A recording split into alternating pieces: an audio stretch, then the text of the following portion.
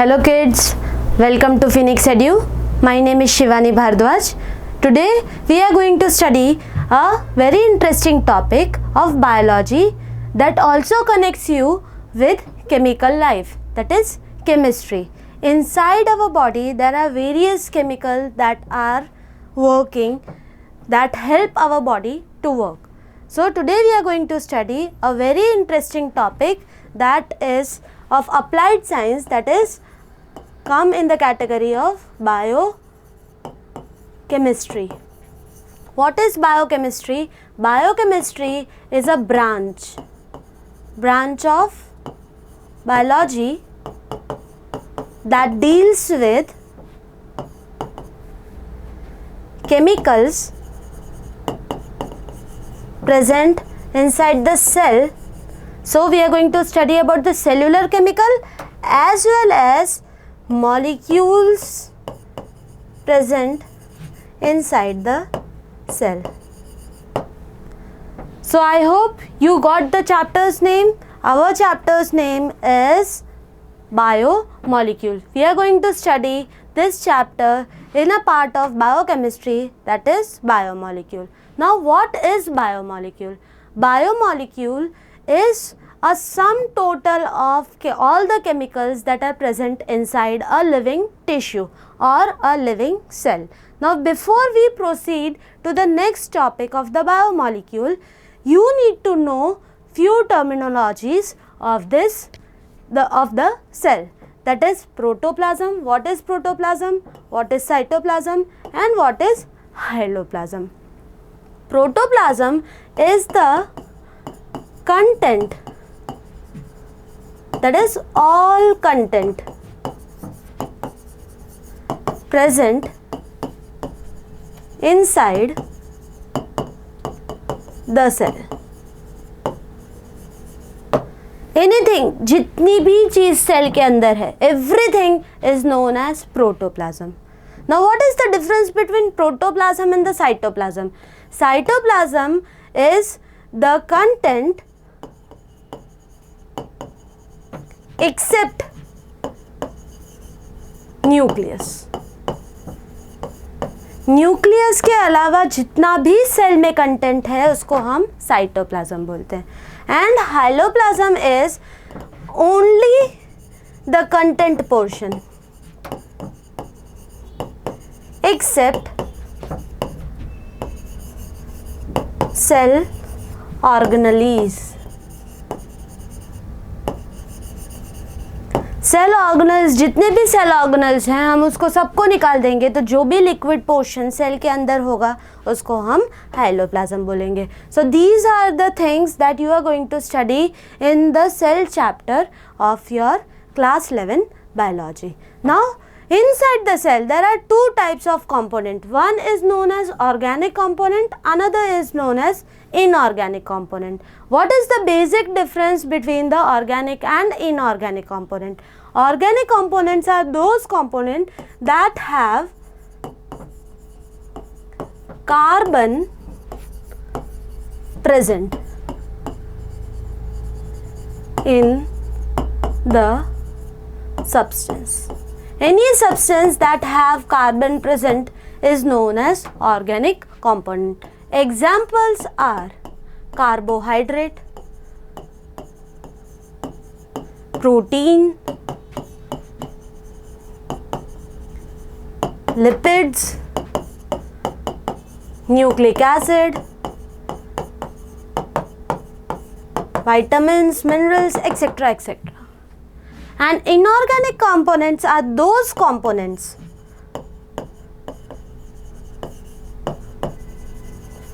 that does not have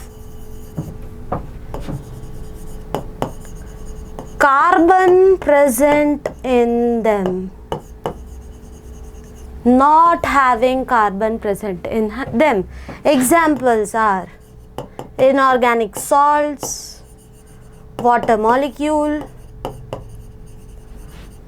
etc. So this is the basic difference between organic component and inorganic component. Organic component are also present in the cell, inorganic components are also present in the cell. Only the basic difference is they have carbon, and inorganic they does not have the carbon atoms. Next, moving to the next slide, if we want to find out how many organic component and how many inorganic components are present in the cell, how we will proceed to find out which component are present inside the cell, which are not present inside the cell. So we have to analyze. So we have to go through the analysis of chemical composition of the cell or any tissue. How we will do this? You can see the picture here. There they are showing the mortar and the pestle, and inside that they have placed some green like structure. So these are the known as, either we can take a plant tissue or animal tissue. Any plant tissue and animal tissue, if you will add in trichloroacetic acid and make a thick slurry out of it. Slurry means paste. एक paste बना दो उसका. जैसे कोई भी plant tissue लो, animal tissue लो, motor pastel में, उसके अंदर आप क्या डालोगे? Trichloroacetic acid. Trichloroacetic acid CL3CC0OH, trichloroacetic acid. उसको उसमें आप कोई भी प्लांट टिश्यू या एनिमल टिश्यू डालो और उसको खूब पीसो, और पीसने के बाद आपको एक स्लरी मिलेगी, पेस्ट लाइक सब्सटेंस. उसको आप क्या करोगे? सेकेंड पिक्चर में देखो, एक चीज़ क्लॉथ, जैसे पनीर निकालते हैं घर पे, वैसे ही एक चीज़ क्लॉथ लो और उसमें वो डाल दो. एंड उसके बाद आपको दो चीज़ मिलेगी उसमें से. 2 things यू विल गेट. एक जो ऊपर रह गया चीज़ क्लॉथ के, और एक जो नीचे रह गया. जो नीचे वाला है हम उसको बोलते हैं एसिड सॉल्यूबल पूल. क्या बोलेंगे? Acid soluble pool. जो पानी नीचे, एसिड वाला सब्सटेंस जो नीचे रह गया, और ऊपर वाला जो है उसको बोलेंगे हम एसिड इनसॉल्यूबल पूल, जिसको हम बोल सकते हैं रिटेंटेंट. ये रिटेन हो गया ऊपर. जैसे चाय छानते हो तो चाय के ऊपर चाय की पत्ती रह जाती है, तो उसको क्या बोलते हैं हम? रिटेंटेंट. वेरस जो नीचे नीचे जो चाय मिलती है फिल्टर होने के बाद, तो उसको क्या बोलेंगे हम? फिल्ट्रेट. क्या बोलेंगे हम? फिल्ट्रेट. अब जब ये दोनों चीज़ों का एनालिसिस करते हैं, इनका केमिकल कॉम्पोजिशन हम देखते हैं, तो हमको दो चीज़ इसमें से पता चलती है. जो एसिड सॉल्यूबल पूल है, जो नीचे होता है लिक्विड, पानी वाला, जो जिसके अंदर एसिड होता है, it contain the molecules that have lower molecular weight. उसका मॉलिक्यूलर वेट क्या होगा? कम होगा. और जो ऊपर रह गए, ऊपर जो है, जो छन नहीं पाए, ऊपर रह गए, जिसको हम बोल रहे हैं रिटेंटेंट, उसका जब हमने केमिकल एनालिसिस किया तो उसका मॉलिक्यूलर वेट जो है वो हमको ज़्यादा देखने मिला. So based on that we have classified these substance into bio micromolecule and bio macromolecule.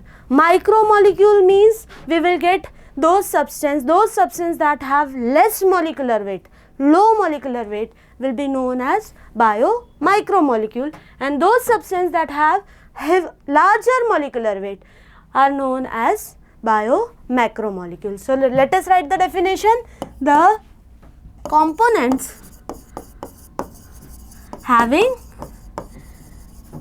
molecular weight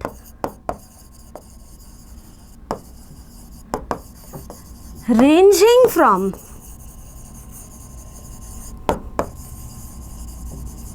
18 Dalton to 800 Dalton, or in some books you can also find it out, less than 1000 Dalton will be coming in the bio micromolecule. And what are bio macromolecule? The component that have molecular weight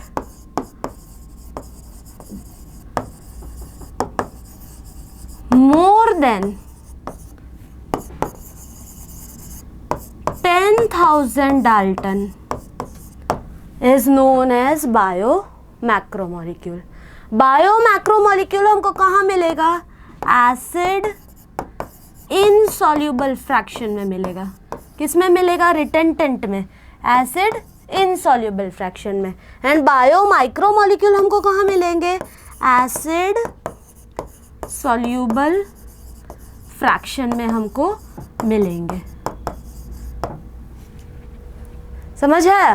so these are the difference between biomicromolecule and biomacromolecule. अगर हम इसके examples देखें दोनों के, तो बायोमाइक्रोमोलिक्यूल मतलब छोटे छोटे मॉलिक्यूल्स. तो छोटे छोटे मॉलिक्यूल्स कौन से होंगे? जैसे शुगर्स हैं, सिंपल शुगर, एकदम सिंपल शुगर हो सकती है. अमीनो एसिड्स हो सकते हैं. देन फैटी एसिड्स हो सकते हैं. फिर न्यूक्लिक एसिड हो सकते हैं. All these are the examples of biomicromolecule. Whereas biomacromolecules are those substances that have higher molecular weight. तो वो कॉम्प्लेक्स भी होंगे. अब कॉम्प्लेक्स होंगे तो उनके नाम है कार्बोहाइड्रेट. क्या बोलेंगे? Carbohydrate will come in this category. Then fats will come in this category. Then proteins will come in this category. Then DNA and RNA जिसको हम बोलते हैं nucleic acid will come in this category. Clear? Nucleic acid, that is DNA and RNA will come in this category. So these are some difference between biomicromolecule and biomacromolecule. Moving towards the next, how to analyze the inorganic compound. ये तो हमने organic compounds हमने analysis कर लिए कि ऐसे हमको मिल जाएगा by making the paste and finding out. अब इनऑर्गेनिक मॉलिक्यूल मतलब जिसमें कार्बन नहीं, तो पहले कार्बन हटाना पड़ेगा, उसके बाद हम इनऑर्गेनिक कंपोनेंट्स फाइंड आउट करेंगे. तो कैसे करेंगे? यहाँ पे देखो पिक्चर में आपको कुछ ये सेल्स दिख रहे हैं, टिश्यू रखा हुआ है, फिर ऐश दिख रहा है और यहाँ पे कुछ मॉलिक्यूल लिखे हुए. तो ये कैसे करेंगे? सबसे पहले कोई भी टिश्यू ले लो, either it is plant tissue or animal tissue, और उसका वेट वेट फाइंड आउट करो. वेट वेट मतलब क्या होता है बेटा? वेट वेट मतलब फ्रेश वेट. जैसे तुम कोई भी पत्ती तोड़ के लेके आए, उसके अंदर अभी वाटर है तो मॉइस्चर कंटेंट होगा, उसमें मॉइस्चर कंटेंट है, तो that is what is considered as wet weight. फिर उसको क्या करोगे आप? नेक्स्ट में उसको सुखा दो, ड्राई कर दो, एकदम सुखा दो, इवॉपरेट कर दो सारा का सारा पानी. क्या करोगे?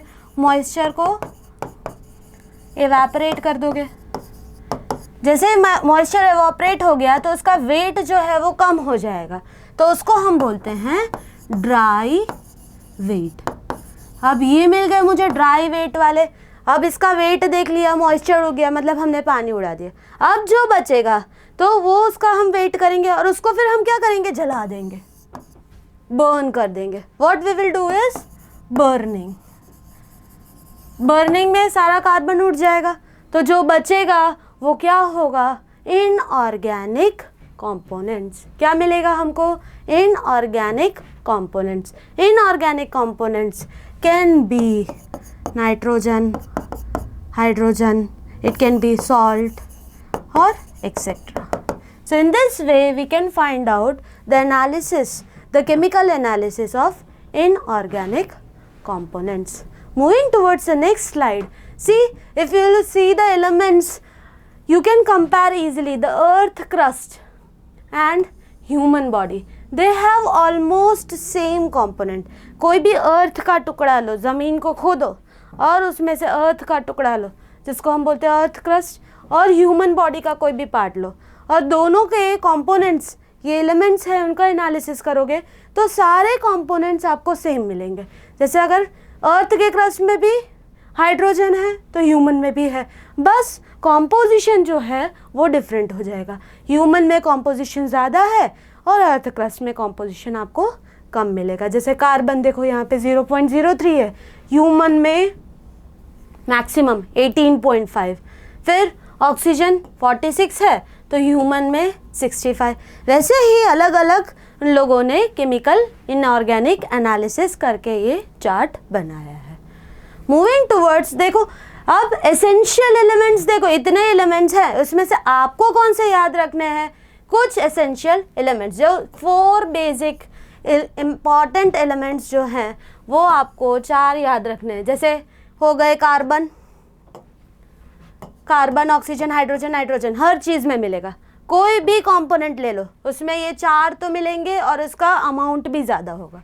फिर उसके बाद देखोगे तो कंपोनेंट्स के कॉम्पोजिशन धीमे धीमे कम होंगे। Then too you need to remember calcium, after nitrogen, phosphorus, potassium, sulphur, sodium, chlorine and magnesium. So ये मेजर एलिमेंट है और these are the big element जो सब में बहुत ज़्यादा प्रोपोर्शन में होते हैं। बट मेजर एलिमेंट्स भी होते हैं बट इनका प्रोपोर्शन इनसे कम होता है। देखो ये 96% है तो ये सिर्फ 3.5% है।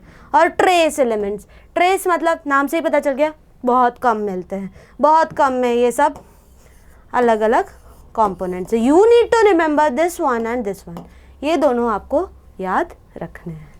Moving towards the next slide, अब अगर हम बात करें बायो माइक्रोमोलिक्यूल, हमारा जो मेन टॉपिक है वो क्या है? Bio micromolecule and macromolecule.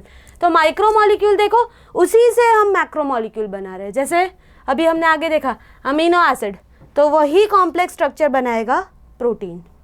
Fatty acids हैं तो वो बनाएगा लिपिड्स। शुगर है तो अलग अलग शुगर मिलके बनती है कार्बोहाइड्रेट। और न्यूक्लियोटाइड, नाइट्रोजन बेसेस है, वो अलग अलग मिलके बनाएंगे डीएनए एंड आरएनए। सो ऊपर के जितने भी हैं उनको सब हम लिख सकते हैं, ये सारे के सारे क्या हैं? Bio micro molecule. और ये जो नीचे जो दिए हैं वो सब के सब क्या हैं? Bio macro molecule. इसका मतलब क्या हुआ कि मैक्रो मॉलिक्यूल माइक्रो मॉलिक्यूल के ही सब यूनिट्स को ज्वाइन करके बनाए गए हैं। बहुत सारे अमीनो एसिड को अगर हम बॉन्ड से लिंक करेंगे तो हमको प्रोटीन मिल जाएगा। वैसे ही बहुत सारे फैटी एसिड को आप बॉन्ड से ज्वाइन करोगे तो आपको लिपिड्स मिलेगा। शुगर के अलग अलग तरीके के शुगर के मिक्स करोगे तो हमको कॉम्प्लेक्स कार्बोहाइड्रेट मिलेगा। वैसे ही न्यूक्लियोबेस, जिसको हम न्यूक्लियोटाइड्स भी बोलते हैं, इसको क्या बोलेंगे हम? न्यूक्लियोटाइड्स। उसको हम मिलके बनाते हैं डीएनए और आरएनए। तो ये जितने दिए हैं वो मैक्रोमोलिक्यूल है जो हम इस चैप्टर में पढ़ने वाले हैं। वैसे ही माइक्रोमोलिक्यूल उसके ही सब पार्ट में हम पढ़ेंगे कि माइक्रोमोलिक्यूल फिर मैक्रो, पहले माइक्रो फिर macro. Moving towards the next slide, यहाँ पे एक दिखाया है, देखो यहाँ पे इन लोगों ने लिपिड्स बताया है। इसको हमने किस में डाला? बायो मैक्रोमोलिक्यूल में। बट एनसीईआरटी क्या बोल रही है? Lipids are not strictly macromolecule. Lipids क्या है? मैक्रोमोलिक्यूल स्ट्रिक्टली नहीं है। अब इसके 2 रीज़न है। क्या रीज़न? देखो सबसे पहले ये लिपिड्स अलग अलग फॉर्म में मिलते हैं। कोलेस्ट्रॉल के फॉर्म में भी हमको लिपिड मिलेगा, ट्राइग्लिसराइड के फॉर्म में भी मिलेगा, फॉस्फोलिपिड के भी फॉर्म में मिलेगा। और ये सब मिलके बनाते हैं सेल मेम्ब्रेन का। Lipid is a main component of this cell membrane. Cell membrane कहाँ पे होती है? सेल की आउटर कवरिंग, एनिमल सेल की आउटर कवरिंग, प्लांट सेल में सेल वॉल के जो अंदर होती है। सेल मेम्ब्रेन का मॉडल आपने पढ़ा होगा, फ्लूइड मोज़ैक मॉडल। उसमें फॉस्फोलिपिड आपने पढ़ा है कि लिपिड की बाई लेयर होती है, तो उसमें लिपिड है। अब मैंने कोई भी अगर प्लांट सेल लिया या एनिमल सेल लिया और उसको हमने पीसा, तो lipids as they are not soluble, वो सॉल्यूबलाइज नहीं हो रहे हैं, तो हमको कहाँ पे मिल रहे हैं? They are found in acid insoluble pool. अब हमने ये पढ़ा है एसिड इनसॉल्युबल पूल में जो भी चीज़ होती है उसको हम मैक्रोमोलिक्यूल बोलते हैं। बट जब इसका हम मॉलिक्यूलर वेट देखें, मॉलिक्यूलर वेट जब अगर हम देखेंगे तो it is less than 800 Dalton. अब जो भी डिफरेंस में हमने ये भी पढ़ा है 800 डाल्टन या 1000 डाल्टन से जितने भी मॉलिकुलर वेट कम होते हैं तो उसको हम बोलते हैं माइक्रोमॉलिक्यूल, और जो भी एसिड इनसॉल्युबल पूल में मिलता है उसको हम बोलते हैं मैक्रोमॉलिक्यूल। तो अब हम इसको माइक्रो में डालें या मैक्रो में डालें, कंफ्यूजन। इसीलिए ये स्टेटमेंट दिया है lipids are not strictly macromolecule, क्योंकि उसका मॉलिकुलर वेट के हिसाब से देखेंगे तो वो माइक्रो में जाएगा, but as we are getting it in acid insoluble pool हम उसको मैक्रो में भी काउंट करते हैं। ये 3 मार्क का क्वेश्चन पूछा जाता है। Lipid justify the statement lipids are not strictly macromolecule, justify. तो इस तरीके से आप एग्जाम्पल देके एक्सप्लेन कर सकते हैं। Moving towards the composition of the cell, यहाँ पे देखो मैक्रोमॉलिक्यूल के कॉम्पोजिशन इन लोगों ने दिखाया है। वाटर तो 70 to 90% our body, any living tissue have more water. उसके अलावा मैक्सिमम अमाउंट में our body is made up of protein. सबसे ज़्यादा अमाउंट में क्या मिलेगा, प्रोटीन, फिर carbohydrate, lipids, nucleic acid and ions. ठीक है, तो ये टेबल आपके एनसीईआरटी में दी है, you need to remember this. Moving towards the biomolecule, अब बायोमॉलिक्यूल फर्दर 2 पार्ट में उन लोगों ने क्लासीफाई किए हैं। एक जो बायोमॉलिक्यूल, मेटाबोलाइट्स मतलब बायोमॉलिक्यूल्स की ही बात कर रहे हैं, पर मेटाबोलाइट्स मतलब जो सेल बनाता है। What is metabolite, that the cell make, जो भी सेल बनाता है, सेल के अंदर का जो भी कंपोनेंट वो सिंथेसाइज कर रहा है उसको हम बोलते हैं मेटाबोलाइट। अब 2 कंपोनेंट बनाता है, एक है प्राइमरी और दूसरा है सेकेंडरी। अब डिफरेंस क्या है, primary metabolites are those substances that plant synthesize to use it in its life processes। Life processes कौन कौन सी लाइफ प्रोसेसेस प्लांट्स में या एनिमल्स में होती है, लाइक रेस्पिरेशन में वो यूज़ करता है, जो भी ग्लूकोज बनाएगा उसको एनर्जी बनाने में एटीपी सिंथेसाइज में यूज़ कर लेगा। देन फोटोसिंथेसिस में यूज़ करता है, विटामिन्स बनाने के लिए यूज़ कर लेगा, अलग अलग मेटाबोलाइट्स बनाने के लिए यूज़ कर लेगा। तो primary metabolites are those substances that a cell make, cell बनाता है और सबसे पहले सबसे ज़्यादा यूज़ में वो आता है। कहीं पे भी उसकी जो मेन लाइफ प्रोसेस है, मेन मेटाबॉलिज्म जो है, वहाँ पे वो यूज़ कर लेता है। तो उनको हम बोलते हैं प्राइमरी मेटाबोलाइट्स। और सेकेंडरी मेटाबोलाइट्स क्या है, प्राइमरी मेटाबोलाइट्स को आप ऐसे भी लिख सकते हो, सेकेंडरी मेटाबोलाइट्स को ऐसे लिख सकते हो। अब सेकेंडरी मेटाबोलाइट्स क्या होते हैं, secondary metabolites are those substances that are synthesized by, synthesize तो कर रहा है, synthesized by plants और animals, plants हैं, animals हैं, microbes हैं, बैक्टीरिया है, ये सब बना रहे हैं but not used in any metabolic activity.